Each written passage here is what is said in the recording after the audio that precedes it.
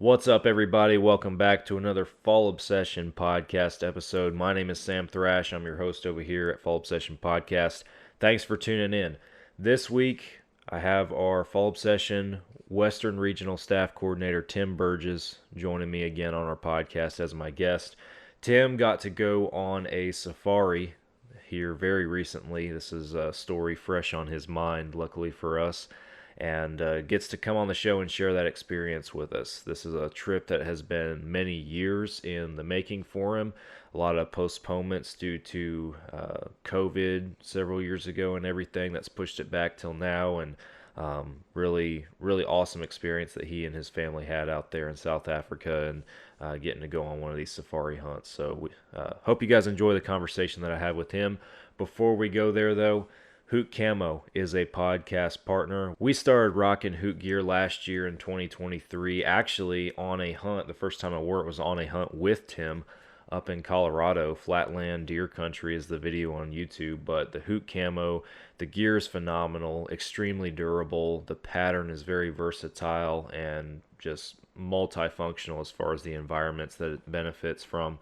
And I recommend you guys go check it out, hootcamo.com, see what they got.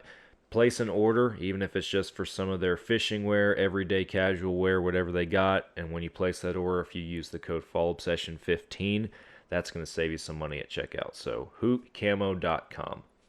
The Outdoor Call Radio app is a podcast partner. Outdoors Dan from Respect the Game TV, he created an app that you can download on any device where you can stream hunting shows and podcasts on a loop every single day. You will catch Fall Obsession podcasts playing on that loop on Mondays, which is the same day as our new publications, as well as tons of other hunting shows and podcasts that we all know and love. So go download the Outdoor Call Radio app today. It is free. You can start streaming immediately. And be sure you follow Outdoors Dan on social media. He does a couple of different live radio show broadcasts at a local Midwestern radio station. And even if you're not local to that station, you can catch those live broadcasts shared on his Facebook feed. So the Outdoor Call Radio app and Outdoors Dan, go check them out. Elite Archery is a podcast partner. Been shooting an Elite for several seasons now, and I'm continually impressed by this bow and the technology that it holds. Technology in the archery industry is constantly changing too, so if you haven't shot an Elite ever or in a long time, I recommend that you go to your local dealer and take the Elite Shootability Challenge and compare it to other brands and see what you think. That's the only way that you're going to know if you like the bow. So check out Elite Archery and go take the Elite Shootability Challenge. Last but not least, Ridge Rock Hunt Company is another podcast partner. Derek Eves over there in Mississippi, he books hunts with vetted outfitters across the country. So if you're looking for that next adventure, that possibly that once-in-a-lifetime hunt that you want to book, give Derek a call. He'll work with you on all the details and find something that works for you. Ridge Rock Hunt Company, go check them out. Finally, thank you guys again for listening to another Fall Obsession podcast. Whatever podcast platform you're listening on, please be sure that you guys like, follow, subscribe, all that good stuff. Turn those notifications on if that's an option so you get notified every time we drop a new episode. We publish new podcast episodes weekly. Hit up the major social media platforms. We post daily on those. And head on over to our website, fallobsession.com, where all of our content streams through, and see what we got going on over there. All right, guys, we're heading over to the episode now. Thanks for listening. You are tuned in to another Fall Obsession podcast. Oh, you got her, dude. She's down. Let's go. Dude, I just shot a deer of a lifetime. Freaking smoked him. One with nature, and if you're a believer, one with God. Definitely gets your heart pumping. Boy, you are in trouble. Fall Obsession Podcast. What's up, everybody? Welcome back. Another Fall Obsession podcast episode. I'm Sam, bringing you guys into another Monday morning episode. With me this week, our guest is our Fall Obsession Western Regional Coordinator from Colorado, Tim Berges. Welcome back to the show, man. It's good to be back. Yeah. We, I don't know, have we podcasted since 170, since episode 170, when we talked about your buck? Yeah, we did spring. We did draw. That's right. I don't remember which one, but it's probably like in the 180, one. Yeah, I was gonna. 180s, I'm gonna 190s. look it up. I wasn't prepared coming out of the gate for our listeners, but Tim has been on our show multiple times before. Yeah, 177. You're our Colorado resident expert and very well versed in the draw application stuff out there. So even though that season has come and gone, if you guys are ever looking for information year to year on Colorado and points over there, Tim's the guy to talk to, and we have plenty of articles and podcasts and stuff on our pages and our YouTube during the spring, early spring, to help you guys with that. But then my favorite episodes that we recorded with you were in camp last year up there in Colorado, mule deer camp, whitetail camp, deer country. And that's 166, 167, 170 if anybody wants to go listen to those. But some awesome podcast episodes. So, but yeah, always good to have you on the show. Yeah, those were pretty great. One thing to note on Colorado, the second draw is coming up in about 2.5 weeks. Oh, so there you go. If you are looking at Colorado and you already have a license, that's a good option. If you don't waste your time, because it's super kid focused, so you're just going to waste your money. Yeah. So we recorded one podcast that we had with you that was much longer time frame ago in the history of our show. I just pulled it up, episode 58. It's called Planning Your Safari, and that was where you came on and shared with us a lot of not just your personal experiences with that, but just a lot of information for folks that might be interested in doing something like that. But for this episode, this week, we're talking about an experience you had again, another opportunity to go out there and go down to South Africa and hunt and experience everything that had to offer. So, man, I'll let you set the stage for us and tell us how it all came about. Yeah. So, like, what's crazy is this one has been in the works since probably about the time of that podcast, or not much after. Wow. So way back, you'll remember, like March of 2019. So way back in the day at this point, I'm running. Back then I was doing Pheasants Forever, and I was doing charity auction banquets for them. I wasn't working there, but I was volunteering, and that was my role, was helping with charity auction banquets. And I got a safari donated for 8 people, 4 hunters, 4 guests, at the time, with News On is the name of the company. And so I told my dad, I was like, hey, and this is right after I'd gone previously. My mini safari was in like summer of 2018. So this is like, just after I get this thing set up. And then we have a banquet here locally that I'm running and everything. March of 2018. My wife is like 38 and a half, 39 weeks pregnant. There's a good chance I'm not going to make the banquet. Everybody knows that, because like it's the 9th and we're due like the 14th. So there's like, everyone's like, yeah, we don't plan on you big here, whatever. So there was a whole bunch of pressure, but so we end up, she didn't have the baby. We're good. So we go to the banquet, and I told my dad ahead of time, I was like, if this is less than $5,000, like, you're buying it. Like, it's going to look really bad if my name is on this as the one who bought it, as Field, but because it's worth like $17,000 for everything it includes, which I'll get into in a minute. But basically it's like I said, 4 hunters, 4 guests, and then you get $1,000 per hunter in like trophy credits, and then $500 per hunter in taxidermy credits. You get 10% off your shipping and your like dip and ship, which is like the pre-packing before it gets shipped.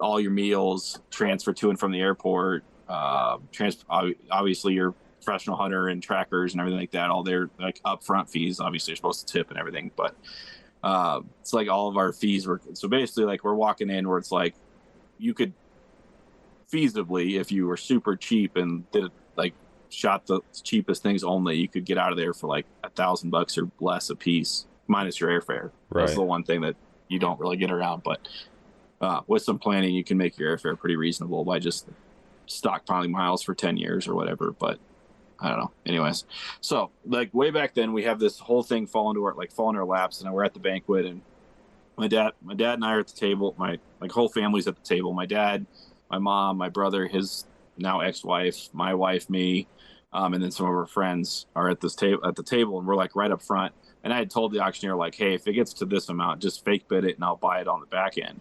Well, he didn't necessarily agree with the amount that I said, but so he faked bid it about at a little higher than I was planning on. But I still looked at Dad and I was like, you were putting your sign up. So I reach across the table and grab his bidder number and throw it up. Didn't even give me the chance didn't even give him the chance to tell me no. And they go, okay. And then we sell it. We buy it for $1,100. Wow. Like I said, it's worth like 17,000. And so this is back in, again, March 2019. So we emailed the place and work all the details to go in May of 2020 because we're about to have a baby, me and my wife. And so obviously like, it's not going to work for us to go. And so we're like, okay, we'll just go, a year from now, year and a half from now, or year and 2 months from now, whatever. And then, everything happens. And then, we have that awesome staff hunt in December of 2019 to give you an idea of how really long time ago this was. Yeah. I look back at session life like this. I look back at the podcast too itself, and it was, let's see, April of 2021 is when we recorded that last one. So still a couple years after that. But yeah, you just said earlier 2019, so way back in the day, and I'm thinking to myself, is like, that does not feel like way back in the day, but that was over 5 years ago already. It's crazy, man.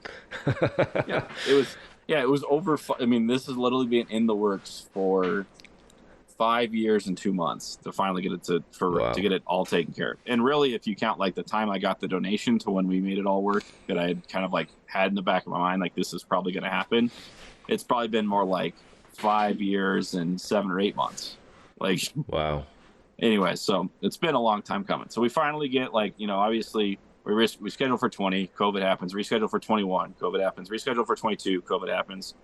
We skipped 23 just because logistically, it wasn't going to work out for my brother and stuff with his kid and a whole bunch of other things. So we skipped 23 and then we end up scheduling and going in 24. So, it's me, my wife, my dad, my mom, my brother, and then my dad's 2 uncles is who all went.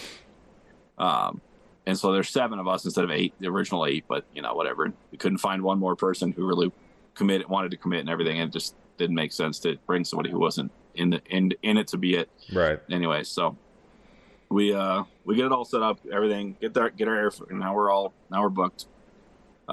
So we finally get to go, and of course we fly from Denver. We were flying United, fly Denver to Newark, and then they have a direct from Newark to Johannesburg. Basically that's the one way to go direct. And then the other way is if you fly Delta, you can go anywhere to Atlanta and then Atlanta direct to Johannesburg, which is what most guys do because it's you save a lot of time versus flying to Europe. So yeah, so a lot of guys the other way to fly, like I said, is fly to Europe and then do the basically half day layover there, and it's during the day. So originally when we first looked at it way back when, we were going to do that, and then on the way home we were going to spend a couple of days do Europe and stuff, which obviously is a really easy way to get your wife to say okay to go when you're like, hey, we'll spend 4 or 5 days in Europe on the back end, and you do it on the back end, that way you know how much money you've spent. That way you know what your Europe budget can be really for stuff when you get there. So you don't go first and spend way too much in Europe and then get screwed when you're like, oh crap, my safari budget gets jacked. Yeah. No, you let your Europe budget get jacked. Yeah, you gotta plan ahead a little bit in that aspect. Yeah. So that's one big tip if you're gonna do that, is do it that way, or have separate sets of money for each one, and then that be it. Anyway, so we finally get down there, but we're getting ready to go. We go to Newark and everything. We have a 4-hour layover, not too crazy. Plane gets delayed, crap. Whatever, life happens. And then finally after an hour and a half, 2 hours of the delays, they're like, hey, we're canceling because we can't find a working 787 here in Newark. And they're like, we'll probably get you all out tomorrow. And that ended up happening. We ended up losing a whole day of hunting and being there and everything out in front end, which sucked, but it is what it is. So then we finally get there, and they PH's professional hunters pick us up at the airport, drive us to camp, get into camp at close to midnight, a little before midnight local time. So basically it's quickly settle down, try to get on, we slept a bunch in the car ride up because it's a 2.5, between 2.5 and 3 hour drive. So you're sleeping in and out on the drive up, which is not great because it's you need to sleep as soon as you get to camp, but it's you're just so excited, it doesn't matter, nothing's gonna keep you asleep the whole time. Yeah, kid on Christmas so we morning. get there, and then Yeah, exactly. And then it's like you're kind of screwed because it's like you get there and it's like you have like 9 hours that you have to like waste, or between 6 and 9 hours you have to waste before you can start hunting. Like just, and your like options are like sleep or just like drive yourself mad by being awake and then not having good hunting the next day. So do all that. We get there, get settled, quickly eat, go to bed, get up at, I'm wired. I can't sleep. I wake up at like 4 o'clock wide awake, and breakfast is at 6. So I'm like way up early, and I'm like, screw it. I'm just going to, go deal with it and go and hang out in the lodge, the other part of the lodge. Because basically the lodge we stayed at was like a main hangout area, and then 6 bedrooms, and then like a different like side house for our professional hunters, and another side house for the trackers, and another side house for this and that. So plenty of space, huge area and everything. So we we're eating breakfast, get up, hanging out, wait for breakfast, get breakfast, we get rolling, have to go shoot the rental guns and make sure like we're all set and everything. And one thing I noticed right away is our rental gun had a light strike on one of the primers, and I was like, uh-oh, like this is something I gotta be ready for happening later on. And thankfully it happened then, because it did happen later, and I'll get to that in a minute. But it didn't actually cost me anything, but it was just kind of one of those things where it's like, oh, this isn't good. Yeah, like not something that you're the whole ready for necessarily. So yeah. No, and when you're like when you're borrowing equipment, you're always like questioning like everything about it, right? And exactly. It's like, and it's not like a knock on them, like it's it is what they have. And over there, like getting guns and everything is a whole different, way harder process than here. So it's not like you have like you can just go to the store and buy like 500 new ones like we can. Like there's a whole process to it, and it's a mess, and even as an outfitter and everything. So you kind of get what you get, and you have to make those things work. So like everything they've got's been used heavily, and you can tell. But I mean it's good, but it's also like there's an issue there. Yeah, it's the price you pay for not having to transport your own firearm all that way and through all that jazz and that kind of thing. So yeah, and like I said, since we got kicked off in Newark, I'm really, really happy I didn't bring a gun, because I wouldn't have been able to leave the airport legally. Oh, that's true. Because New Jersey's super crazy, and so it would have been a huge mess if I did bring a gun this time. So hindsight being 2020, it was a huge blessing to not bring one, even though I definitely could have benefited from bringing my own a couple times. But yeah, next time I probably will. But I will also probably fly Delta, because then I don't have to worry about if something happens with the plane. We'll be in Atlanta instead, because it's just logistically it's easier. Yeah, if something goes wrong from that perspective. Yeah, absolutely. So for you going into this, did you already have your mind set on certain animals that you wanted to pursue, or were you gonna get down there and kind of see what So I mean, I had made a list. I probably made let's be real, I made like 15 lists, but and so we had made several, and like my dad originally didn't really give us like say what he was willing to pay for it. So I was kind of like, I made a list based on like what I could afford. Mm-hmm. And then I forget when, but a few months before we went, my dad said, hey, I'm willing to pay this amount for you and this amount for your brother and this amount for me. So like you can spend this much, and then anything beyond that, it's your own problem. So, going in, I had a budget of 10,000 plus our 1,000 we got in credit. So I knew I had 11,000 before I had to touch my own money. And so I was like, okay, well, I got that to work with. So I kind of built lists with that in mind at that point. And it's basically just so the outfitter, one, knows what camp to put you in, because they have multiple camps based on like what animals are present. And also like, it's kind of just like, what do you want to see? Which my list was pretty ridiculous, to be honest, because I'd been on a safari before and I had seen certain animals that were just amazing. Like one that I put on there's Klipspringer. This thing weighs, a big one weighs like 28-30 pounds. They're the size of a small cat. Like they're like this big. I mean, Wow. If you shoot them, you full mount these things and they take up the size of like 3 hats on a wall. Like they're tiny. your turkey decoy, your turkey fan on the wall, the mount would be like take up the same amount of space as that. Like Wow. they're small, like full mount. If you do a head only, it's like it take up just the center plaque of that turkey fan, or a shoulder mount, excuse me. But yeah, so like they're just tiny, and that was my number one.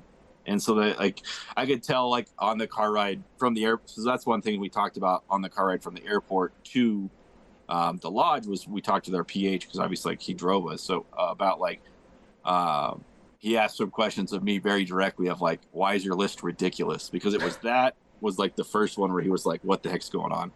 I also put on their red Wildebeest, which are these I think they're amazingly cool, but most people just don't like them because they're kind of ugly. But they're these red antelope with these horns that go up and then they angle back at the top, but like this, not like most of them curve. These are like very like basically a 90-degree cut, and then they have like a tiny hook on the top end, and they look super weird, and they're like bright fire red coats, and they're just, I think they're beautiful, but like most people just think they're ugly and stupid, and their face is weird, and they're like they're just proportionally look dumb, and they're kind of I mean they're not like insanely expensive, but they're like $2,500-ish, and then the clip springer's like almost $2,000 for this thing that's just tiny, and like the shot opportunities on it are super hard, super long range, and you're like it's not a general first animal. So neither of these, so once those two were on the list, the PH was already like, what the heck's going on? And then my list got a little more traditional from there with like a Neala and a few other things. And what was funny though is I had taken what was always has been my true number one off of the list because my brother put it as his number one, and my dad had kind of told us like, hey, I don't really want any doubles, and that was a Sable, which we'll get into that in a minute, but is just a funny thing happened with that on day 2 of hunting. But anyway, so yeah, I had a list, and then on the way up, like I said, we talked to PH, and my wife actually asked him like, hey, what do you guys have that's like really big? And he goes, we have one spot with just some insanely huge Eland. And Eland, like I didn't really have it on my list. One, because they're kind of pricey, and two, they're just huge. I mean, they're like bigger than your car. Like they're big animals. They're just these monsters. And like what's annoying about Eland is from a scoring perspective, and not that like the numbers really matter, but like ones that score really well are like just hitting their prime, because it's their horns actually decrease in size as they age when they get to be more like typical Eland. So like ones that'll score really well traditionally, like by like the numbers, will be yellow, like skin, like a yellow color, and have like literally just be hitting their prime bulls. Whereas like a traditional, like what everyone thinks of when they see like a true mature Eland is a big gray Eland, or they call them blue Eland, just like the one I got, where their hair color changes from like it basically like falls out to some degree and then changes from this yellow color to this gray color as they age, and it goes front to back. So like the more gray they have, the more mature they are. It's like mine is gray to about like 3/4 of the way through his back hip. Like he's as old can get. Wow. And then they also grow this hair on their face, like between their horns and everything, that kind of looks like it like mixes, like almost boxes the horns together, and that's another super typical like old Eland trait, but it doesn't happen until they're like way past prime. And they're not going to score as well. So like I shot a like monster Eland by size and by everything else, but he scored not great just because his horns have already started to decrease and come down, which whatever, not doesn't matter. But anyway, so kind of back to the where we are. So first morning, we kind of went out with like, hey, we were looking at like Neala, because we're going right across the street from where we're staying. So we're like, he's like, there's Neala here, there's Kudu here, which is my dad's number one. And me and my dad are riding together, and then my wife and my mom are in our truck too. So we shoot, we do all that, we go across the street, and first thing, like we literally get in and like make 2 turns, and we're like on and he's like, oh, Neala, get out, we're going. we're on a stock for a Neala, like less than 5 minutes into the hunt. Wow. And so I'm out running around for a while, and it doesn't work out. And so then we get back to the truck comes and picks us up, and we have a tracker driving the truck. And so my mom and my dad and my wife are hanging out in the truck, just kind of looking around and looking for animals and stuff while we're out walking around, me and the PH. And then like 200 yards down the road, they bump my dad and the PH bump a pretty big kudu. So Dad and him are out the truck right away, and they're running around for a while and, doing this and that. And so like we do that for a while, and they come back, they didn't get that one. And then kept going around that same spot, and we found some springbuck. And so then they're hanging out with these blessed buck together in this one spot where he knows the blessed buck always are. So we kind of go approach them, and then everything falls apart. Things bump, next thing bumps, next thing bumps. We just keep following them. Then we bump a huge kudu that's taking a nap. Then we bump this thing, and then we bump that thing. And then it's like an hour and a half, probably an hour and a half later, we finally get to where like they're sitting on like a road, like hanging out on the road, eating against the side of the road, and they're just like in a huge clump. And so it's like, okay, we just have to wait for like them to walk this way, because I only have small windows to shoot through because we don't want to get any closer. We're only like 60 yards from them. So it's like a slam dunk shot. It's just a matter of like getting your clear target in the right spot. And so they finally start to move the way we need them to. And then he's like, okay, that one's good. That one's good. This one, oh, he's like, that one's good. So we finally get that correct one, which is like the 7th one of the springbuck to come through. And I shoot him, and he runs, and he lands like maybe 15 yards from us. Just that's where he gives up and just like slides down and just ends up there. And then so all the blessed buck and everything just keep running, and they run right next to us, and like a bunch of them stop at like, I don't know, 15, like he's here, and then like right over here 15-20 yards out, the blessed buck just stop. And so I'm like, is there a good one? He's like, in the PH is like, and he's like, no, none of those are worth shooting. And he's like, oh, that one is though. And then that one's just like running behind all of them. It's like, yeah, he's got a screen. He knows what's up. And so we call everybody over. They come over, and so that's the first animal of the trip. So my car comes over, and then it was the first shot fired on the trip. I get this really nice springbuck and get our pictures taken, load them up, take them back to camp. And at this point it's like 11:30ish. So we're like, we'll just eat lunch and hang out, and then go back out, in the afternoon when things start to pick back up, which was really funny because every other day we didn't like take a lunch really. And that's like, it was crazy how much stuff we still saw midday. Oh yeah. Like, I think if we had hunted midday the first day, we probably would have had like 1 or 2 more animals just because of the way like life worked out. But, so then we go back, and then so I'm like, okay, my dad's up. We need to try to get him, something that he wants. And like his number one is kudu. And then after that was just kind of like something cool. Like he didn't really care. But he wanted to make sure he got 2. So he got the discount stuff, and just so he, qualified and everything and all that. So, we're going out, and we drive around and around and around and around. And we see he takes like 2 or 3 more kudu stocks. None of them work out.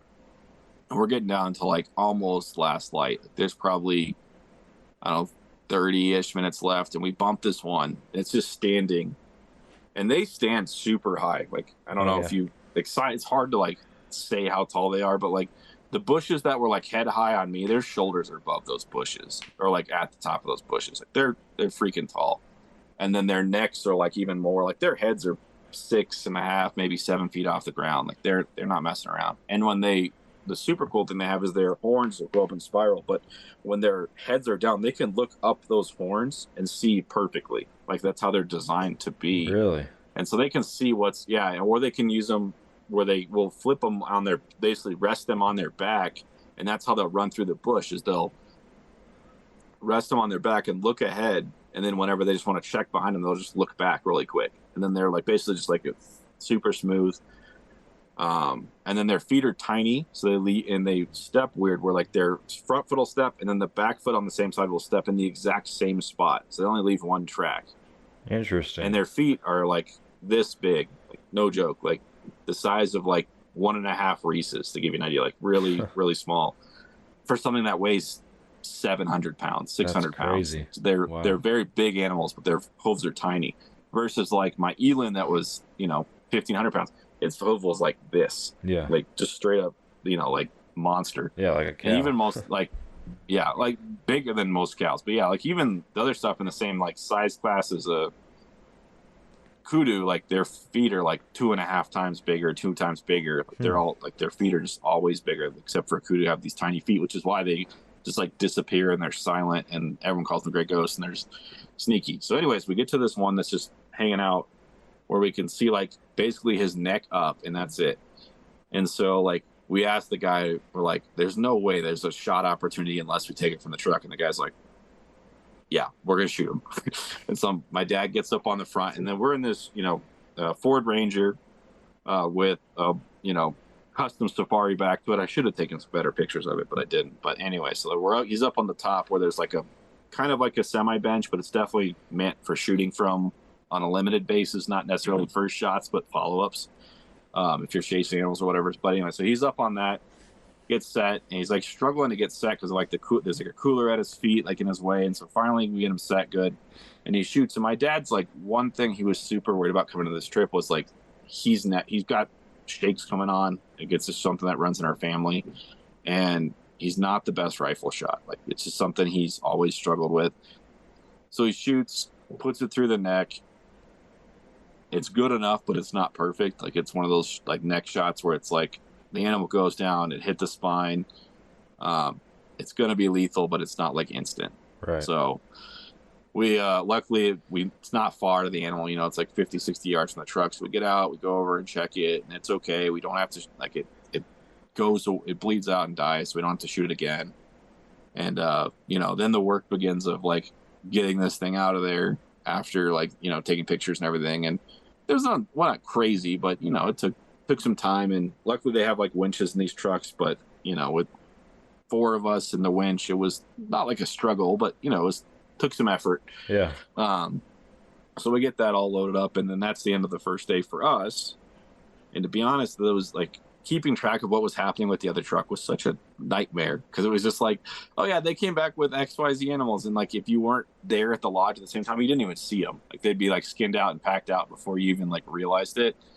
So I want to say first day, my brother got a Gemsbucket last light, I think was it.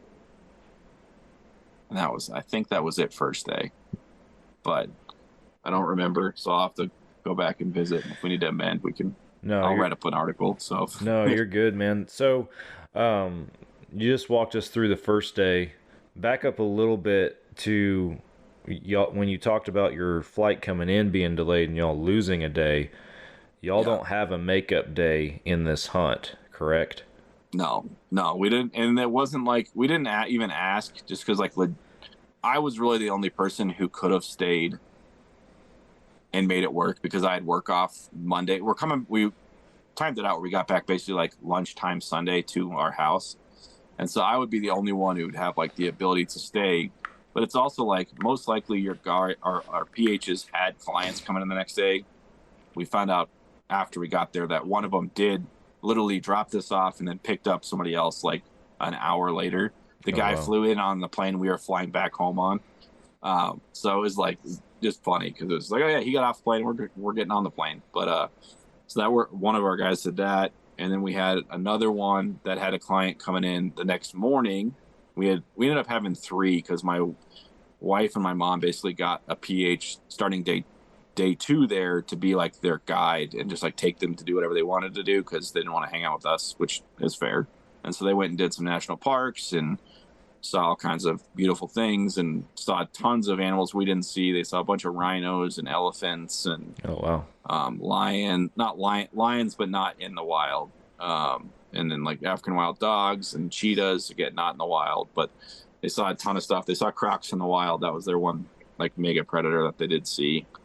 They had a PH help them, and that guy had a client coming in the next morning, and then like the other one we had one coming in would have been Monday. It's like a day later, but there really wasn't even like if we would have had it work, like there wouldn't have been anybody for us to like make up a day with anyway. So yeah, I got you. We could have maybe done like maybe could have like hunted the morning, but like we had this whole elephant thing planned. So there was like no really opportunity to make up the day. So yeah. So y'all are trying to make the most out of what you got at this point. So yeah. Yeah, and like with the number of stocks we had and everything, it was like, there's tons of animals and whatever, and you can definitely go and like shoot an animal every hour or every 2 hours. Like if you're not picky. And so it really depends on like what you want. I guess one thing I forgot about that happened that first day is I shot at a gemsbuck that I even called the miss. It was like I pulled it just at the wrong second and dropped the round right at its feet and hit like right in front of it. And then it ran away.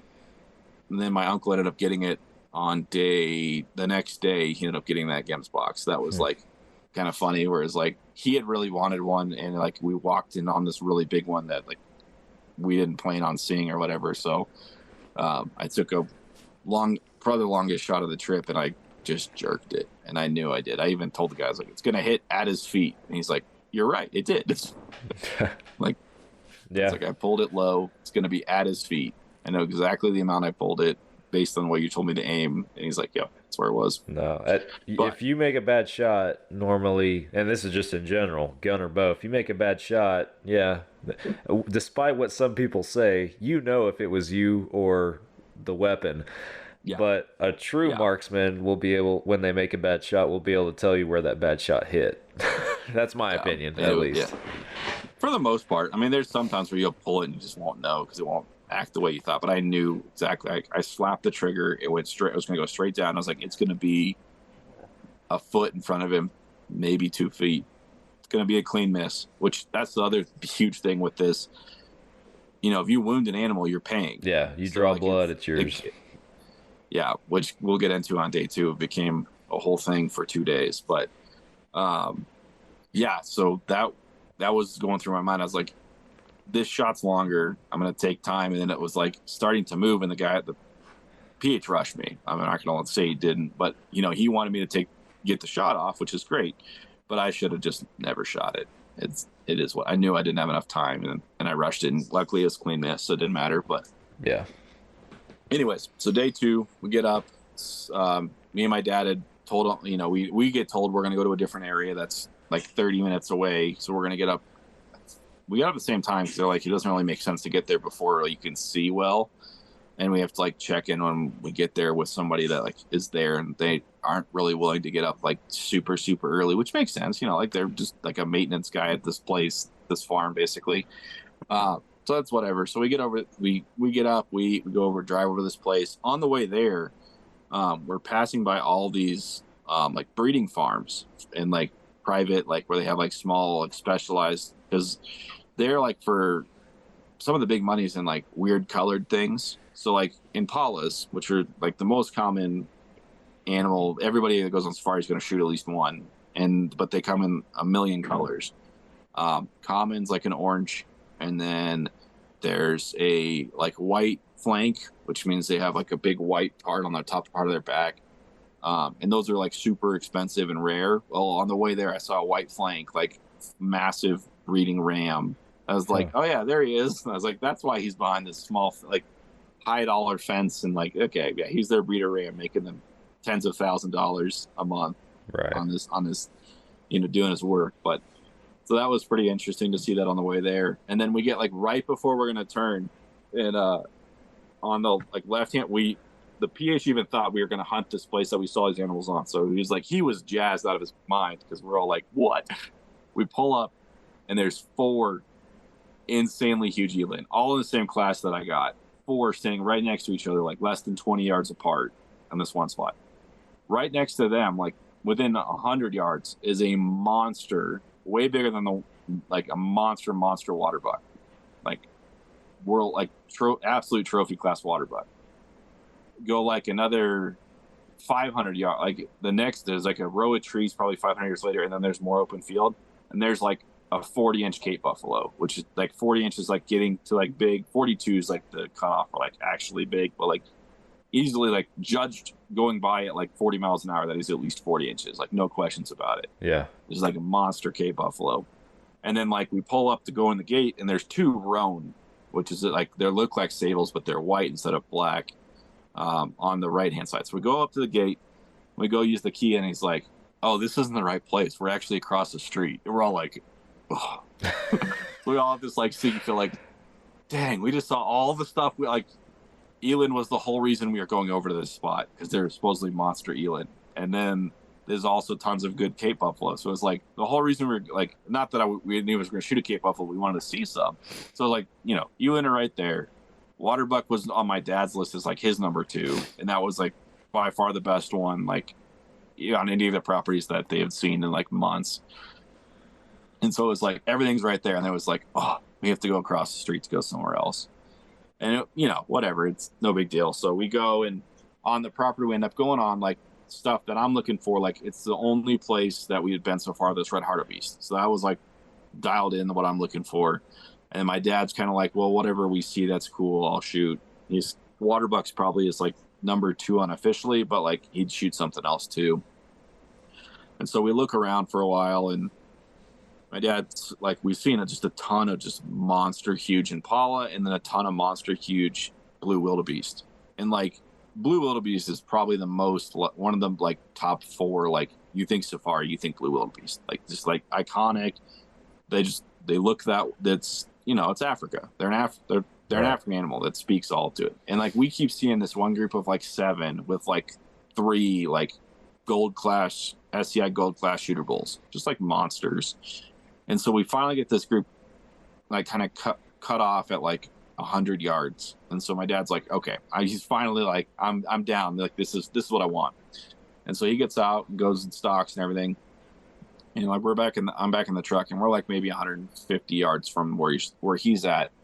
And I'm kind of watching, but I can't really see him because they're around a bend, and can't see the animals because they're around a bend in the road. And so he shoots, and like I can tell by the PH's body language, she's like, oh crap, right away. And one thing about blue wildebeest, their nickname is the poor man's buffalo, because they'll like run and not die if you hit them poorly, just like Cape buffalo do. And you'll spend like tons of time chasing after them. So like I can tell right away, like this isn't good. And so him and my dad go after him, and the tracker and I like start going a different way to look for him. And then the tracker and him and the PH join up, and then they're like running full speed. And then he gets and then like my dad gives permission for the PH to shoot it, and he takes a shot with his rifle, like iron sights at like 200 yards at a full sprint, and misses. And then all this happens. They track them, and we bring the truck around, and like 5 miles later, this thing is still like at a full sprint. Holy cow! And they've tracked him for like 2 hours at this point, and me and my dad are like dead. And the really ridiculous parts, my dad steps on this, like there's these things, these spiny bushes, tree things. You step on them and they'll go through your boot. Yeah. Like nothing. They'll go through your tire. They'll go through your, like, you name it. And my dad got 2 of them in his shoes. So he had to like stop, take his boot off. And like, we had to like mess with this thing for like 20, 30 minutes to get it out of his shoe. And like, while the PH and the tracker are running around after this wildebeest and whatever. And so at that point, we're like, hey, we just got to find this guy. Like, unfortunately, this is the rest of the day hunting. Like, he's just looking for this wildebeest for the end of time. And so we spent some more time tracking it. And then, we kind of eat lunch on the truck and keep driving and looking. And they keep tracking it. And me and my dad are, like, moving the truck for them and, like, setting up, like, wherever they think it'll run to and, like, road blocking and, trying to, like, shoot it if it runs at us. And so, like, there's 2 guns out now. And it's, like, a whole mess of, like, we got to make sure we shoot the right one, and hit it on the left-hand side. So every time we look at every time we see a wildebeest, we're like, we got to stop, look left. And it's like, if it's looking the wrong way, you have to like yell at it and whatever you can do to get it to turn. So that's like our morning. So finally at like 2:00, the guide's like, we've gone 9 miles and this thing is still at a full sprint. We bumped 35 Cape buffalo in this watering hole, trying to follow it back this way, and it didn't care. Like it's fine. It's running with its group. Is like, unfortunately, got to pay, but if we find it again, we'll shoot it again and go from there. And so we're like, okay. So my dad's like, yeah, we might as well let Tim try to hunt some afternoon. And my dad's just like, totally, he just like wrecked. Yeah, all of his confidence. That's gone. hard, man. That's hard. All of his confidence gone. And it's like, it's not like that expensive at an animal, but it's an animal, and like it's a whole thing of like everything about it. So and then the one other part, at least at this place, and it's probably everywhere because it's a South Africa tax thing, it's not a like company thing, is they charge you a 15% tax for every animal you don't export. So you're not only paying for the animal, but you're also paying 15% on top of that as a tax. Interesting. And you're not getting a trophy or anything, obviously. Like you're just, yeah. Well, the tax would cover your shipping and, like is on any of these things. So it's not going to cover your taxidermy, but it's going to cover your shipping. So anyway, so we like kind of regroup, and start hunting, and then we find a waterbuck that I was like, okay, I know Dad wants one. I don't really want to shoot one, but I will if it's like a good one. So we get out, and me and the PH follow it for like close to 2 miles. No, probably like a mile and a half. And we end up like 3 roads over from where we were, and it's like a half a mile between each road. So yeah, about a mile and a half. And so we get picked up after we're like, we can't find it. And then kind of just do some more driving. We're going up this other road, and the PH goes, get the gun ready and get on the top of the cab. I'm like, okay, like something's going down. And he's like, your dad's wildebeest is coming. And my dad me and him are just like, okay, well, I'm shooting this thing. Like it's my shot. Like there's no question about it. And so they're running left to right or right to left in front of us at like, and so it's perfect because there's the blood sides towards us, you know. And so they're running at full speed at like 175 yards. And there's not really a way to get closer, like be able to like stop the truck, because there's going to be a window where they're like on the road, and then I have like another 200 yards, and then they're going to be gone. And that's my shot window. And so he's like, we're on it. He's like, it's the 4th one. And then like, he's the last one. So I'm on the last one. Well, he didn't see one that I saw. So I'm on the last one, which is really the 5th one. And he's like, oh, 4th one. So I'm like, yeah, I didn't think it was this one. So then I get reset, and it's already like probably 40 yards out into this 200-yard field window that I have to shoot it. Already at like 175, out this way, vertically ahead of us. So I'm like, okay, I missed the shot yesterday at like 230, 240. So I'm like, I'm putting it on its nose and just running with it, boom, squeeze off, end up hitting it. But of course it's a gut shot because, I'm hitting it running full speed while trying to play all the games and everything. So I hit it, not great, but we another round in at this point is it something. So we regroup, figure out where they were crossed and everything, find the tracks, give it some time, because we're like, hopefully it just like goes and lays down and like gives up, which sometimes you gut shot animals they do. And so then PH hands me his 375 Ruger, and me and the tracker are going in after it on foot, like at close range, and like on the possible charge, he gives me the big gun.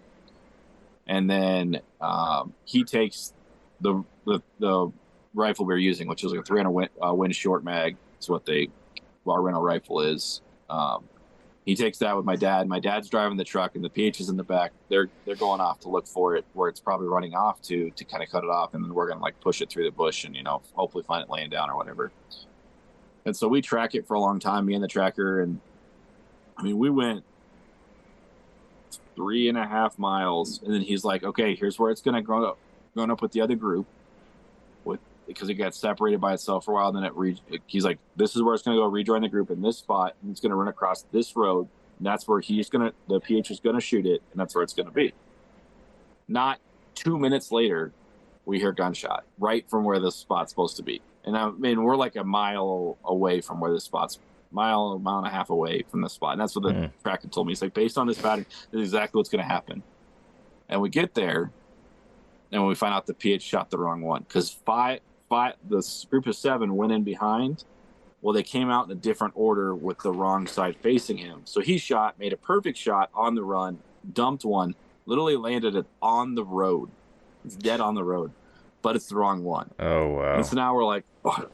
And this is like this is like 3-ish in the afternoon, 3:30. And so like, we're like, oh, it is what it is. While me and the tracker were up there, I kind of missed some details that'll matter, so I'll come back. I'm going to go back. Well, like right after the first time we shot it, and we're driving around kind of like to the first spot where me and my dad were going to block. Me and him see this right as we're pulling up, and there's all of us in the truck still. There's this huge Sable that's just like walking behind us. With it's big male, a female, and then like a youngster with them. And so it's just this group of 3.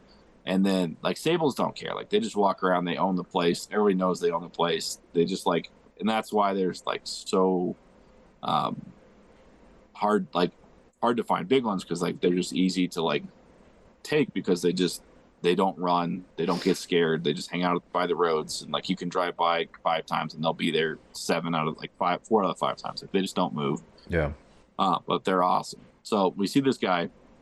When me and the tracker were up in the spot, like where he thought the wildebeest was going to lay down, the Sable is in there just like dicking around. So we're like, oh, that's why the wildebeest didn't lay down in this spot, because this big dog's in there just like screwing around, eating some brush and whatever. So fast forward, we get this wildebeest that the PH shot, and my dad's like, we'll figure it out when we get back to the lodge. He's like, I just want to take one home. Like, we'll figure it out with your boss and everything else when we get back. Because the PH's boss lives at the property where I shot my springbuck the first day my dad shot his Kudu. So it's like right across the street. And they come over for dinner every night. So it's like, we'll just figure it out with them tonight. And that was gonna be my question, was if a professional hunter makes a mistake like that, who's responsible?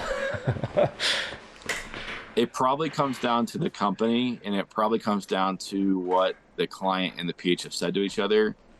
My dad didn't want to make it like super awkward and screw the guy over. He's like, we'll figure it out and I'll just pay, and as long as I can bring it home. It's like, that's like, as long as I can export it, we'll just pay for both and not worry about it. And then we're planning on, regardless, coming back here to hunt tomorrow to find this one. And like this place had the best Neala we've seen. We saw it first thing in the morning, but hadn't seen it again. And it had my red hartebeest and one or two other things that were on my list, and it supposedly had Eland, but we hadn't seen any. So it was like, we'll come back to this place, and it's 2,500 acres. It's not like huge, but we haven't seen it all yet. And so we're like, yeah, we'll come back here tomorrow regardless. So 3:00, we get the guy loaded up, and there's a skidding shed there. So we drop the tracker off with the blue wildebeest to like work on it while me and the PH and my dad go back out. So my dad, like, the PH gets us driven out of like the little area, and I'm like, hey, why don't we let my dad drive so me and you can like watch for stuff? And we go by the Sable. Now it's the third time we've seen this Sable, and it's just absolutely everything you dream of in a Sable. Big old horns, swoop back, beat out, and it's like, and they're super curled. Whereas like in South Africa, like, they're super bred, of course, and everything. So the like a lot of the Sables are starting to like flatten out their back curves, and so they're having like less like true hook. They're more like flat like this on the way top of the curl. And so that's one thing that's like getting into the things. It doesn't have that. It has, and then when they go flare out, like, it's a super mature one too. So it's got everything. And so we're like, okay. So I tell the guy, like, hey, we should see if we can do that. He's like, well, I got to check, because like we're basically on like a rental property, and the way renting there works is they pay like a flat fee, and then they like have animals they're allowed to shoot on that place. And of course, like, wildebeest, no big deal. Impala, no big deal. Waterbuck, no big deal. Everything else we went for, well, Sable wasn't on my list. So they haven't even asked about it. Well, we didn't have a Sable permit. So he texts his boss, and he's like, whatever. And so the boss, says, we don't have one, but I'll call the guy. And so he calls the owner of this place. Not 5 minutes later, we get a call from the boss saying, hey, yeah, you guys are good to go. Wow. That's like, obviously it's a money deal. It's like, who's going to say no to money when it's like, especially when they know they only have one bull Sable on the whole place. So it's like, he knows what he's letting go, because it's a big one. But so we're like, okay. Then we're like, okay, so we got to drive back to the spot where this was. And we get back over there, and we're kind of far away, and we're intentionally going to certain parts of the property to look for the wildebeest where it should have ended up while we're doing all of this. And so we're like, okay, so we'll go back this way, go back by where the Sable was, and they're not there. And they're like three clumped together in this one little like spot off the road. It would have been like a 20-yard shot from the truck, like literally just right off the road. It would have been, we would have dragged them for 5 seconds and had them out of there. So at that point, we're like, okay, well, so we get to the end of the road, and there's a split. It's like we can go, and there's literally just enough light to see one side or the other. And I'm like, we can go right, and we may see them, or we can go left, and it's more likely we'll see the wildebeest, but we still may see them. And I'm like, we're going to go left, because I'd rather find this wildebeest than find this Sable, to be honest, personally. And I even told the PH, I was like, this is what matters to me. Like, finding this wildebeest is way more important than finding this Sable. I was like, but if this just like falls into place, this falls into place. And so we go, and my dad's like, had told me like, hey, no doubles, and Sables are expensive. Like, they're the most expensive animal that we shot on the trip by a good margin, like over $2,000 more than everything else individually. So like, they're not cheap. And so we knew my brother had already gotten one this day. He got a black Impala in the morning, got a Sable like right after lunch, and then my uncle forgot what, something. Maybe that's when he got it. I think he got his Gemsbuck that day, the one that I missed the day before. But so they had a huge day over on their side, and we had this like kind of crappy day, to be honest, to this point. And so my dad, who's driving, sees the butt, and they have these big white butts and these big black bodies on like a mature male Sable, and he sees it. You know, it's like maybe 150 yards off the road to the left side. He sees it and he stops, and he just reaches a hand out of the cab and just points like this, like, yeah, it's over there, because we're looking over here and where the wildebeest should be, and I'm like, well, we're gonna go, and this is gonna be, you know, it's gonna work or it's not gonna work, and like we have like enough time for like one quick stock, and it's not far. I just have to like make sure he doesn't run away in this field. And there's so many Impala at this place that like anytime you do a stock, you just spooking them, and they're just running by everything. Wow. And so you have to hope that the Impala don't really scare this thing. It's really what it comes down to. And so we go and we spook like 15 Impala, and they run by. 5 of them run like within 20 yards of the thing. It doesn't care. But it's the dad and the mom are there. The baby's not there, so I think that was part of the reason they didn't really care. The dad and the mom are like 10 yards, 15 yards apart, hanging out, eating like their preferred food and everything right there in the spot. So we get to like room like 120 from it, get the sticks up, get ready. And I'm just like, okay, I'm just gonna take my time, nail this shot. It's a slam dunk. It's not hard. I'm on it. Good. Click. light primer strike. And I'm like, oh. And so I, you know, and then I'm back on it, settle, resettle, perfect shot, dump them. And I'm like, light primer strike, and the PH just couldn't believe it. He's like, we had a light primer strike, and we still got the animal, which was like craziness. But it was just like, the time for it to happen was then. Not any other time. Any other shot I would have had this trip could have been really, really bad. This was the one time where it like could have gotten away with, like, it didn't cause issues. So It was great that it happened this time. But it was like, that's 2 in 2 days. So I'm like, I don't trust this gun.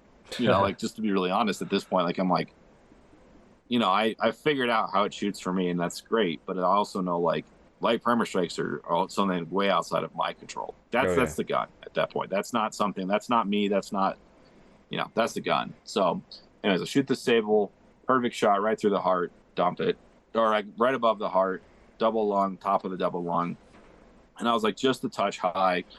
So PH tells me that like for the next one, he's like, you need to come just a little lower because their vitals are weird. You know, deer are right behind the shoulder.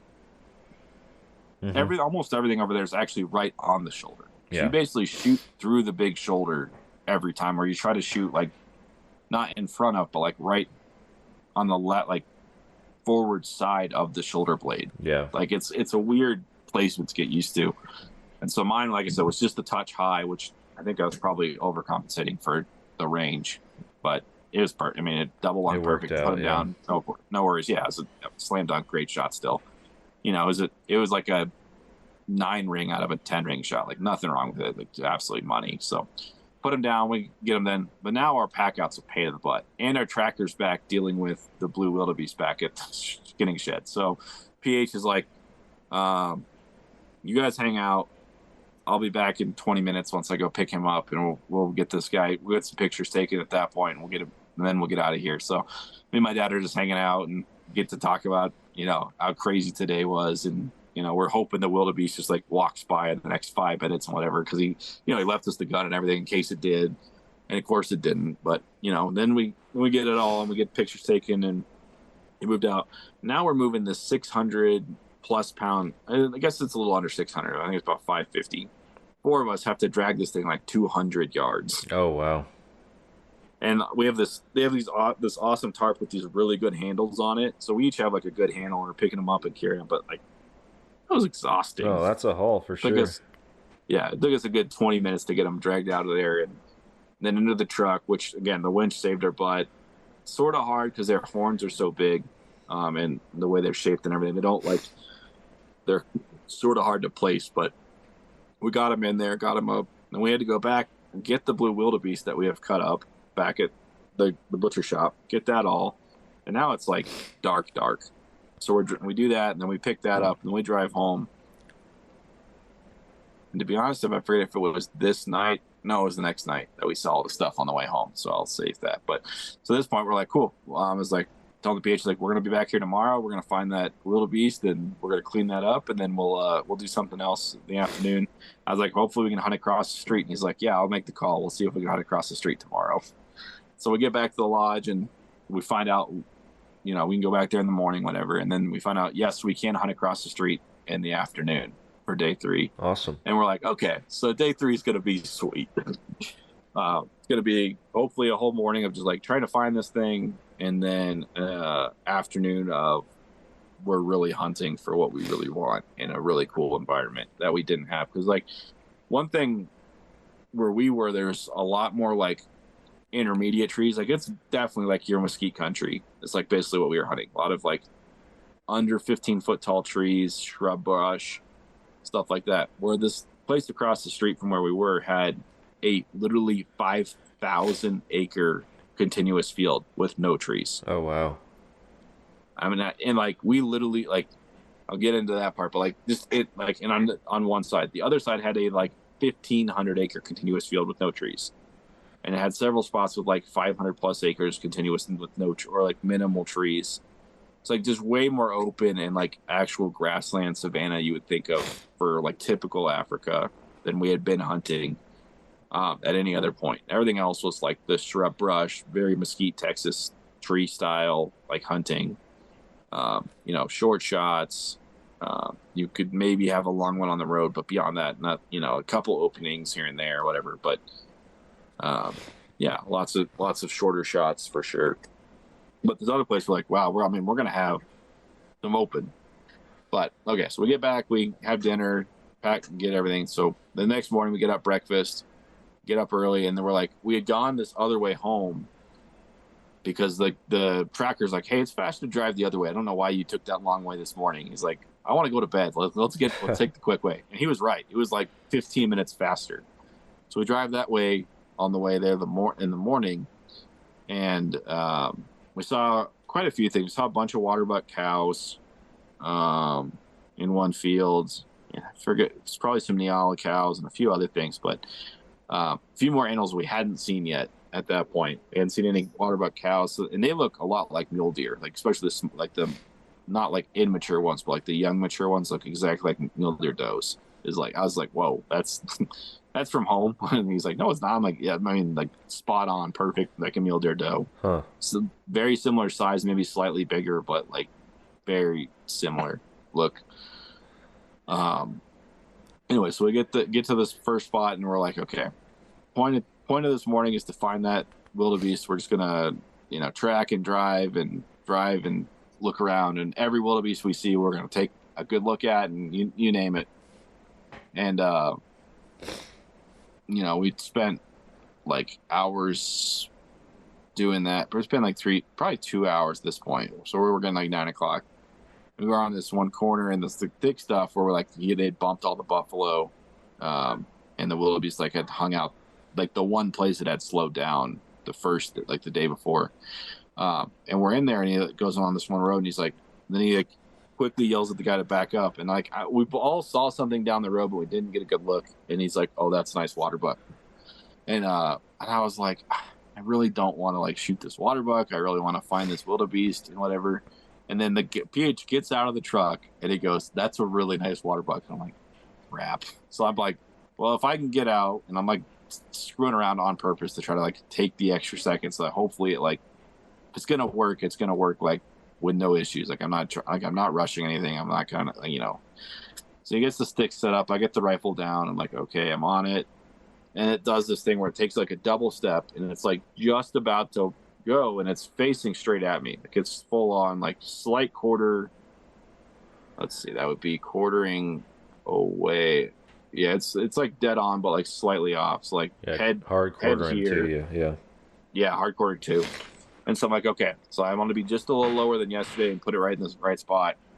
And I'm like, okay, on, safety off, squeeze. And I'm like, I'm taking my time. I'm like, if this thing's going to run, I don't want to miss it. Like, don't want to shoot. I don't want to like arrest it. So I'm like, whatever. So I get the shot off, and absolutely you can just tell, like I just dumped him. And so it runs into the bush, and we're like, okay, we'll give him 2 minutes or 3 minutes walk, and then we'll walk over there and go find him. And we walk, and at first we're tracking a little bit, and their waterbucks have so much like thick hair, like way more hair than almost everything else over there, where they don't bleed like bears. Like here, like bears, how their quotes are so big that like you don't see any blood. Like unless you just absolutely like hit them in the head or something, like, you're not gonna see any blood. And so we're like, okay, we just have to follow the track, and then hopefully it's laying somewhere where we can find it. And we go, and 20 yards in, I'm getting a little nervous. Just kind of like, okay, we haven't seen some tracks, but they seem to be running pretty hard. We haven't seen any blood, which I knew we wouldn't, but I was also still kind of like, okay, whatever. Get 40 yards in, I'm getting a little more nervous. And then like 2 yards later, the tracker looks up and goes, "It's right there, lay it down." It's like 20 yards from us. I'm like, oh, thank goodness. So we all figure out getting over there, because you have to like watch where you walk so you don't get thorns through your shoes or get smacked in the face. We're walking through really thick stuff at this point. The canopy level's at like 5 feet off the ground, 4 feet off the ground, and it's like, jungle thick in this spot where we're walking through. So we're like, you got to be low and a little more careful, and like, and that you definitely don't want to bump anything, because you don't have time. And like buffalo wise, like the gun we have is just not even adequate to even like scare a buffalo like noise wise. So we got a suppressor on it. So it's like not even loud. It's like you don't even have that to like hopefully help you. But so we get up to it and get him pulled out. Then really nice waterbuck. It's actually the one we saw the day before that I like went after and didn't end up getting. So we're almost positive. But he's got the nice typical swoops on him, and nice waterbuck. Yeah. And then so we get him pictures loaded up, get rolling. Same thing. We're like, okay, wildebeest time. Like we just we've got like another. It's like 10 o'clock at this point. So we dropped the tracker off.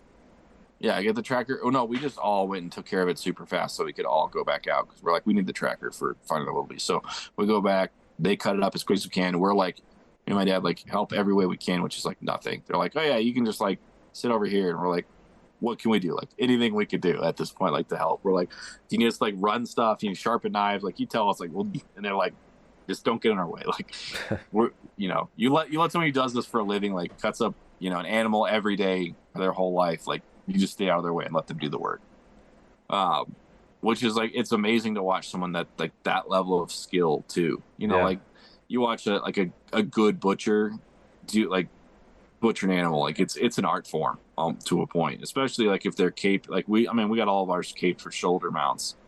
But they were knocking them out in like 20 minutes. Yeah, it's crazy how fast they can do that stuff. Yeah, we had this guy, and he's not like the biggest animal. He probably weighed like 400, maybe 450, maybe not quite that big. I don't really know, because they're shorter but they're stockier than a lot of stuff. So like they're not very tall. Like on the antelope chart, they're like probably middle or below middle of the height range, but they're probably in like the upper 2/3 in the weight range. So like they don't really fit with everything else is the other thing about them. Like they're not stereotypical African. Right. Like you look at them, you're like, okay.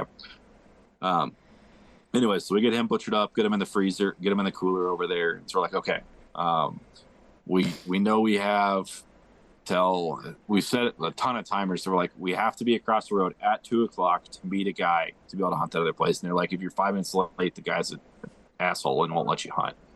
And so we're like, okay, we absolutely are not going to miss this opportunity, because we know it's across the street. So we're like, okay, we got 2.5 hours to look, and we go everywhere we possibly can in 2.5 hours, and tons on foot, tons running around. We do tons of driving around. Can't find the wildebeest.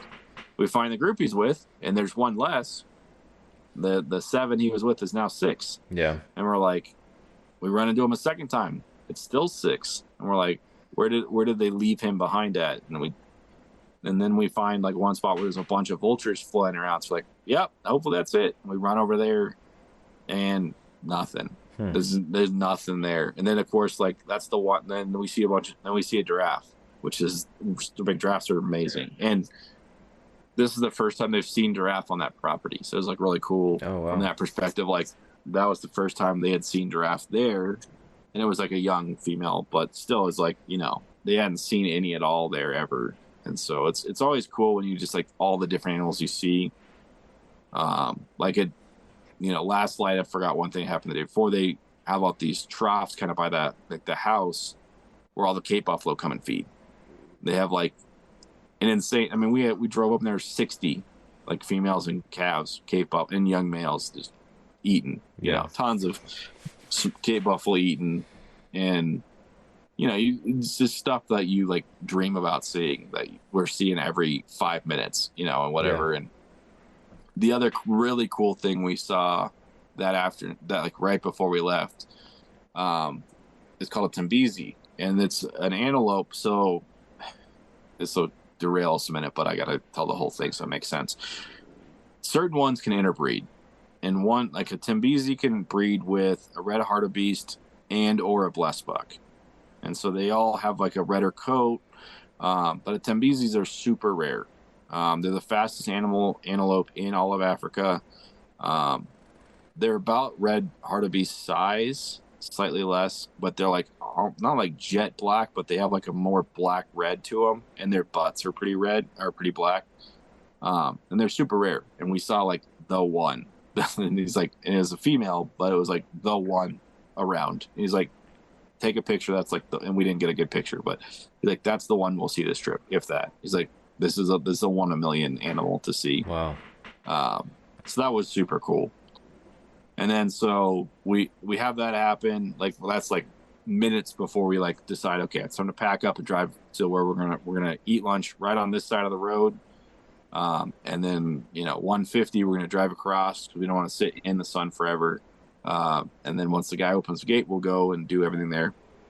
So we drive up, we eat our lunch and everything, and drive across the road. And one thing that's really funny is my dad's a super picky eater, and so like half the stuff we would eat for lunch, he would just like get like just not have any wanting to eat. But this day we had, I don't remember exactly what they were, but he was just doing work on them. Like it was the one lunch he like absolutely loved and ate a ton of. But anyways, so we get across the road, and then like the guy that's there is like, okay, you're gonna ride, I'm gonna ride with you guys so I can help kind of guide and also make sure you're not gonna like mess up the place. And he's just like a hired hand, so we're like, okay, whatever. So he goes and parks his truck, and as soon as he gets in, our PH tells him like, we're looking for big Eland, like that's all we care about, we don't want anything else. He's like, big Eland. He's like, okay. And so first thing we do is we go like forward 200 yards, turn right, and not like 100 yards down the road. He's like right over there, and we're like, oh yeah, that'll work. So we get out of the truck and try to like get a better look. Like we can see the body is like big. It's not the one I got. I'll just wreck the story a little bit, but it's because it's hard to like do this part without it. But so it's more yellow than the one I got, so it's not perfect in that regard as a big Eland, but it's like body wise, it's like, I mean, it's taking up the whole scope. Wow. At like 150 yards. But like there's trees and it's not clear, and then it runs. We're like, okay, well, there's big Eland here. We never got a good look at its horns. We just knew it, like body wise, it was like basically everything it asked for, except it's not totally blue. And so we're like, well, we know this guy's here. And the Eland run for a long time, which is crazy because they're so huge. They love running and they love jumping, and they'll jump the 8-foot fences like they're nothing. And they weigh 1,500 pounds. Like, think about that. That's like a bull, like a full size bull running and jumping an 8-foot fence. Like it's nothing. Wow. And like at full speed, and they just don't even slow. So it's just, they're nuts. I mean, just incredibly insane animals. And like, it really wasn't on my list, but like I said, they had huge ones, and they're just massive. And like my wife was like, oh yeah, we saw 2 the first day. I missed this part too, right after my Gemsbach incident. And they were much smaller, but they would have scored probably pretty well because they were like males just getting into their prime. But it was like, it's not an Eland to me. And even the guy, it's like, yeah, that's a made in China Eland. It was the joke he kept making whenever we saw a small one. He's like, made in China Eland. But anyway, so we go after this, Zealand. And so we drive around and look. And finally the guys, like, our professional hunter, never actually hunted this property before. It's like the other professional hunter that's helping my brother and my uncle they're texting back and forth, and the other guy's like, hey, ask him how to get to these fields on this one side. He's like, every time I've been over there with a client, there's been at least 20 eland. He's like, every time. And so we finally like find out like, oh, this is where that big field is. And so we drive that way. On the way there, we bump a watering hole, and at this watering hole, there's at least 50 Cape Buffalo. Oh, wow. And 2 of them are like close, like the best 2 we saw probably all trip, and they're like low 40s, like maybe 41. So like getting there, and one of them's like every bit of an old man. Like you can tell like he's been fighting. He's got like chips of his boss smashed out. Like he's the dominant absolute beast, and he was off on one side all by himself, and everybody else was on the other side of the watering hole. Like he owned the spot. And so that was super cool to see like their behavior with that. And so we watched them for a bit, and we finally saw a red hartebeest right before that. And I'd been like wanting a male. We saw a group of females the day before, but like we finally saw a male red hartebeest, which was on my like absolute got to see and wanted to have one. But he's like, it's a really below average male, and I was like, I'm not gonna blow this eland hunt for that. He's like, no, not with what eland are here. He didn't even let me consider it for more than a second. He's like, that's not something you want to do. He's like, even with we can get the perfect shot, like, and just pick him up off the side of the road, like it's not worth it. It's like anyway. So we keep going, and then we hit this 5,000 acre field, and we're just like, as far as you can see this way, and like way out to the sides, it's just grass, and the grass is like knee-ish high, a little bit less here and there, but and it looks a lot like our CRP fields at home, like that. You like give you know what that is now, so you can be in the picture with me. Yeah. So we're driving along, and they have these roads that go all through them, and like there's ones that go straight across, and they have ones that go sideways through, and they're like you can drive through them if you need to. And so we finally get like 2/3 of the way across, and we glass up this huge herd of zebras, and there's bigger stuff behind them. And zebras are big. I mean, they're a full-size horse. Like they're a good-size animal. And we're like, there's bigger stuff behind them. It's like, it's got to be eland or like Cape, but they're graced. And so we're like, it's got to be eland. So we keep going. They were actually a lot closer to each other than we thought. Like they're only like 50 yards apart, but like just the way we were, that seemed way farther, and we couldn't get a good angle to start with. So we finally get to like, we've been driving in this field for 40 minutes to get to where we can see the eland finally. So like, okay. And we get a look, and there's like, oh, that guy is gray and huge, and the rest in that herd are all like yellow solid bulls, like solid cows and bulls. He's like, okay, that's our herd. We're going to drive over there, and we're going to make it work. And we're like, basically your shot in this field is like, you've got to make a shot, and then you get on the truck and you just, drive and shoot until you get them down. It's kind of how it works. And like what I'm shooting is probably like caliber minimum for eland. Like it really should be like a 338, maybe a 375, just depending on bullet selection or whatever. It's like, 300 Win short mag is like, it's not like a bad choice, but there's better choices for sure. Right. And one thing, like with guns you'll rent there, they're European style, so shorter barrels, they have lesser muzzle velocity, they use different bullets. Like these are shooting 180 grain Akibon. So we actually had good bullets where like the 7 mag that my brother and his truck were using was using like the cheapest Winchester bullets out there, the PowerPoints, which was really funny that they were using these super cheap bullets, but whatever. So we had a little better setup than they do, but it's still kind of like, you got to make it count. So we get up there and we get a shot from the truck, and it's like one's, and I gave my dad my rangefinder. I'm like, we don't need to know exact. I just need to have some idea in case it's actually farther, because we're pretty sure we're not going to get sub 200 on them. We get to 177 and they're stopped. So I put a perfect first shot, exactly where it's supposed to go, and then they take off, and then I reload, and I hit them 3 more times on the run with first mag. So I put all 4 in them. And then we're like, crap, I'm out of bullets. And the bullets are up in the cab of the truck. And there's 4 of us in the back of the truck. So it's me, my dad, the PH, and then the guy we picked up from the place here. And so the PH literally jumps over the side rail, which is like not like truck rail. There's like a, head high side rail on this thing when you're standing in the bed.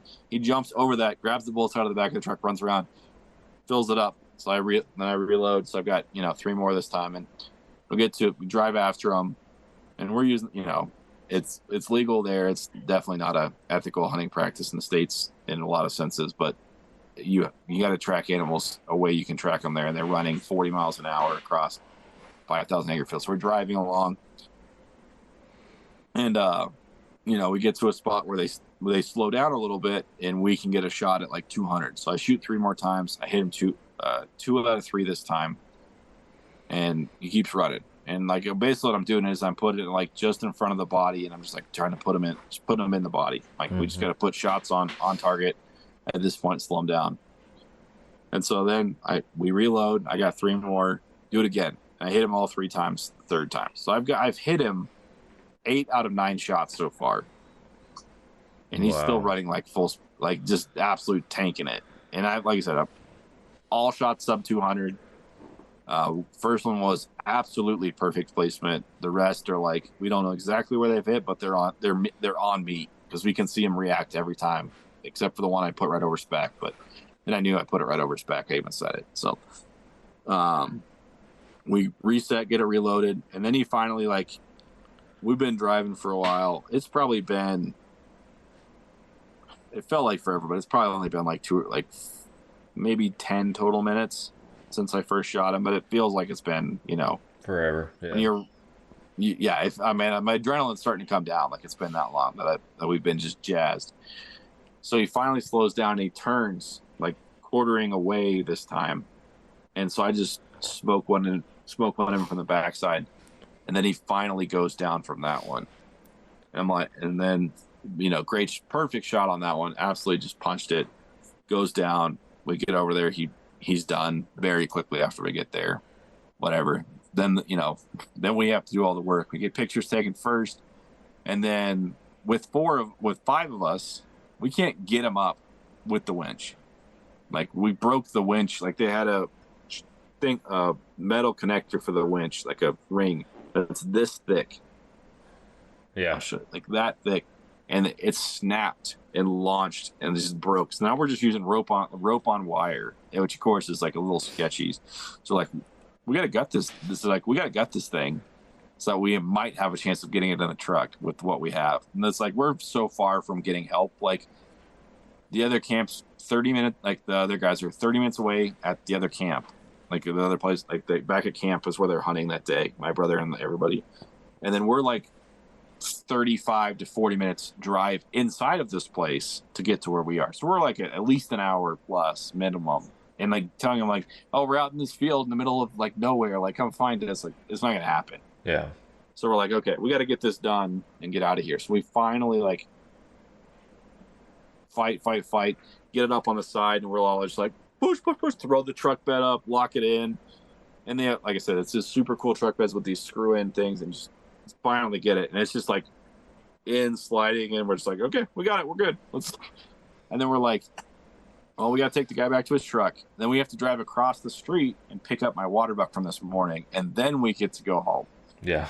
And so we're like, okay, so we drive and it's like we're not even like, we're basically, it's dark 5 minutes after we start, like, and it gets dark fast. Like once the sun goes down, it's dark. So we're driving across this like endless field, and we've been out in the field for a while now, so we're not anywhere near one of the roads. And so, and we're, we've got the guy that we picked up in our tracker back in the back to make sure like the Eland doesn't like fall, like mess up like if it falls out or something, they can stop us. So we're like, he's like yelling back and forth, or like using the radio back and forth to tell us to turn. And of course, hauling this 1,300 pound, 1,300 pounds after we took the guts out, so we probably weighed 200 pounds. Animal, your truck doesn't drive like it normally does, especially when it's a Ford Ranger. Like it's, it's not like a full size 250 diesel, big old truck. It's a little truck. Yeah, exactly. With a big animal. So like the PH like gets every time like he gets late direction, he's just pissed that he's like, I gotta like slam the brakes. And it's a manual, so he's like slamming the brakes, shifting, downshifting, and then like making the turn. Everything he possibly do to like prevent the, have it go well. Not too many issues, but you can tell he's just like frustrated by it. And so we get the guy, we get all the way back to where the guy's truck is, drop him off, and then we go back to he meets us down at the road, and we get out of there. And then it's like okay, drive across the street, go pick up our Waterbuck.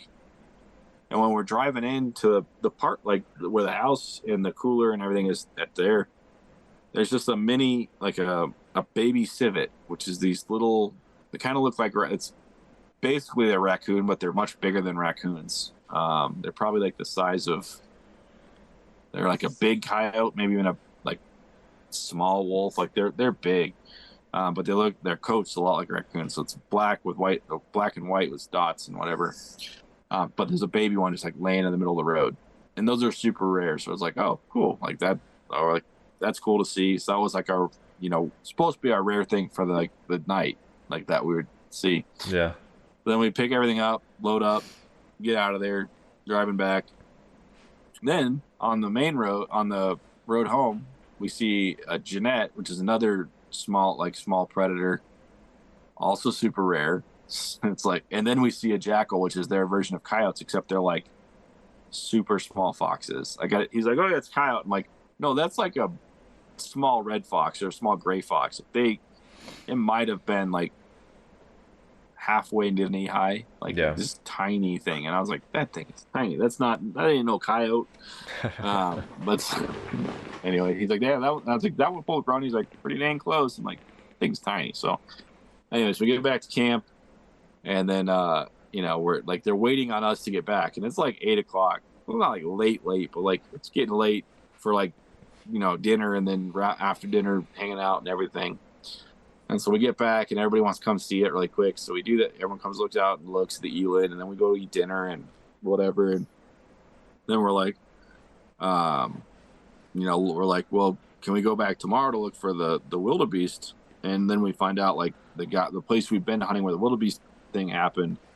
That guy actually has like family friends coming in, so he's not letting anybody hunt that, like basically that's Friday through like Monday. And so we're like, okay, well, I guess not. And so and then at that point, like me and my brother are both over budget, like pretty substantially at this point. And my dad's like, you can tell he's okay with it, but he's like, yeah, we're gonna take it easy tomorrow. Yeah, probably we're wrapping not up much or whatever. Yeah, like he's like, if we found that, like going to find the Wildebeest is one thing because it would like save him money relatively. If we found it or whatever, it'd save him the tax, but we'd pay the taxidermy. So it'd be one of those things where it's like it's not really costing you that much money, but it's not like so it's kind of like, yeah, well, whatever. And so of course the guy that lives across the street, the boss is like, trying to talk to me and he's like trying to talk everybody into like, oh, what do you want tomorrow? I'll cut you a deal, blah, blah, blah. Wheeling a deal. And then Sophie goes, what, if you want a blue wildebeest, I'll do half price on this place across the street. Or if you want an Impala, I'll do half price, same thing. And so like, we kind of just sat with it and like, whatever. And at that point, and it's like and then my uncle had a springbok that he had shot pretty close to last light that night across the street that they couldn't find. So we're like, well, first thing we're gonna go find that springbok. Like, you sleep in a little bit, find the springbok, and then go from there. But okay, yeah. Friday. So I get up early because my wife and my mom and my uncle are going on a trip to Landsberg, which is one of the national parks. So I wake up when my wife wakes up because you know how that is. When your wife wakes up, you don't sleep unless you're like good. So I was like, I'm whatever. I'll go back to bed after she's up. I'll make sure the PH gets up and takes them and everything. And they're supposed to meet at 5. They're supposed to leave at 5, and it's 4:40. So I'm like, okay, we'll go eat, whatever. And then we go, and the guy's not there. 5 o'clock rolls around. I'm like, well, I'll walk down to their spot and start and wake them up. So like 5:10, I start knocking on their door. Finally at like 5:30, the guy wakes up and he's like, oh yeah, he's like, why are you waking me up? I'm like, dude, it's like, it's 5:30, it's time to be gone. He's like, oh crap.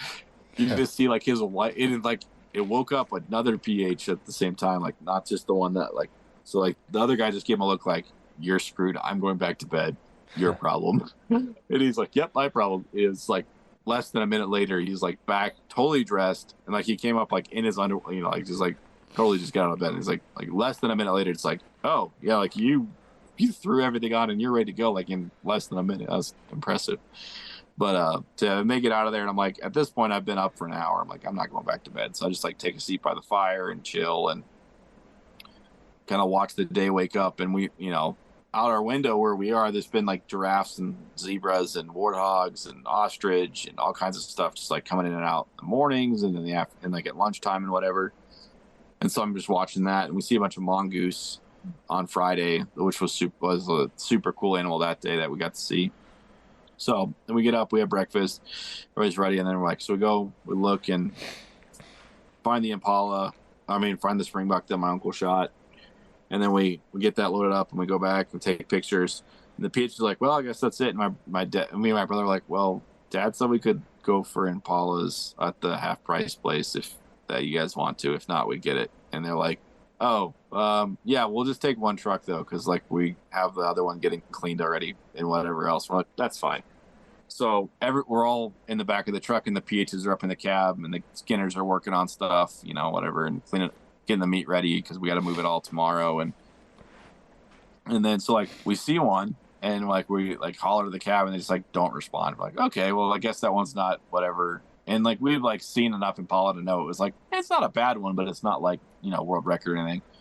And I have not like the best Impala of all time, but I have like basically the cutoff for them is about 23 inches for when they start to be like really good. So it's be like a 160-inch whitetail. And so mine is 23 and eighth by 22 and a half. So it's it's like a 160 whitetail. Very typical. It's a nice, everything about it's nice. And it's a good Impala. So like that's kind of like the bar I'm shooting for. Like I'll shoot one that or bigger, but my uncle also really wants a skin. So I'm like, well, I'll shoot a little one and I'll just Euro mount it and I'll give him a full skin because that's what he really wants. And his cape from his springbuck, since it sat overnight, a bunch of jackals ate the ass out of it. And so the cape is like halfway, like they can't do a back hide. Right. Excuse me, a back hide mount for like rug. So he's like, well, I'll get a rug. That's what he's. So we're like, okay, that'll work. Well, we keep going, and like we yell at him again, and this time like the PH finally, like my PH finally gets out. It's like, oh, I didn't even see those. They're like, well, you missed the last two we've seen. He's like, well, I better climb up in the back. So he climbs up back with us, and then we get around to one edge, and there's one that I see run across the road, and nobody else sees it, and they get out, and then we turn, and there's three standing over on this side, and I'm like, Kyle, you can shoot the first one because I already have one, whatever. And so he sets up and he shoots this one, and we get over there and they're like, are you kidding me? And it's by far the biggest Impala that's on this property. Wow. Like, it's just like it's bigger than, and we end up measuring it ends up being bigger than the one I took previously. Wow. So it was just like hilarious of like, oh yeah, you give us a half price off. Like we just absolutely get like the best of the possible ones. That's awesome. So we get pictures loaded up, drive out of there, go back to the lodge, and like basically that afternoon we kind of just like hung out and watched animals and took it easy, let the PHs have the afternoon off and like do like less work. They still had stuff they had to do, but like they each got a short nap in, whatever. And then big barbecue that night, super awesome dinner. They made a whole kudu, like the whole fillet, tenderloin, the whole thing all at once, with the grill, all over the fire and everything. Super good. So I was gonna ask you too, as far as like the meat and what all happens to that, because I know that with stories like this or safaris, you always have a group of people, right, that would critique and look at it not just as an adventure and the experience that it is outside, in a completely different world than what you have here in the United States, but look at it as trophy hunting. But what happens to the meat? How does all that work? So part of it depends where you go. So definitely, like, if that matters to you, ask before you book, because there's some, in South Africa, not like us, they have meat market for every animal out there. Like you can buy, you name it, over the counter. Like that's the way their meat market works. They regularly eat kudu, sable, springbok, eland, you name it. That's what they eat. They don't usually eat that much beef. Some people do, but like beef is less common than the other things. Pork is more common than like warthog and that kind of stuff. But you know, like traditionally, like you eat game animals. So keep that in mind. Like there is that. So like basically the place where we went, some of it they keep obviously to like feed us. Like we ate. My favorite thing we ate meat wise was we had eland, basically like chicken fried steak style. Oh, that was good. That was incredible. Then we had, like I said, we had a full kudu backstrap. That was amazing. And they do it a little differently. They age theirs for 7 days before they, you know, cut them up and everything. So we didn't eat any of our own animals. Like we ate stuff that people had shot previous weeks. The last time I went, we didn't eat my animal. We ate somebody else's ostrich that was shot the day before. And then we ate Impala that was from somebody else's that they shot. Some different group shot the week before. But Gotcha. So that like that's one thing they do. And like where we went, they donate a lot of the lesser cuts to the like old folks home in town. There's like a forget what there's like 3 places they donate to in town: an orphanage, old folks home, and I forget the third one, to be honest with you. They donate a lot of like the lesser cuts. So I'm guessing most of my Waterbuck is ending up there because Waterbuck it's not bad, but it's definitely in like the lesser to eat animals. Most everyone would say eland is number 1, and they're huge. So that helps too. But they also like, I mean, it's a lot like beef. Just everything about it. Kudu's really rated high. Sable's rated high. Impala's pretty good. Gamsbach can be good, but there's definitely preparations for it that people love or hate. But Springbok is another one where it's all going to good causes, and there's a small percentage. Like the lesser meats are going there.